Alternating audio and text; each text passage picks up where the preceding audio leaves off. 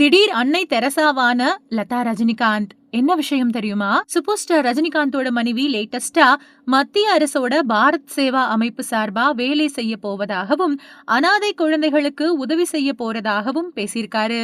இத பயங்கரமா ட்ரோல் பண்ணி பேசியிருக்காரு பிரபல தயாரிப்பாளர் பாலாஜி பிரபு. அவர் பேசும்போது, சில வருஷங்களுக்கு முன்ன லதா நடத்தின ஸ்கூல் பில்டிங்க்கு வாடகை தரல, டீச்சர்களுக்கு சம்பளம் கொடுக்கலன்னு சிக்கல்ல சிக்கினாங்க. இப்போ திடீர் அன்னை தெரசாவா மாறினது எப்படின்னு தெரியல.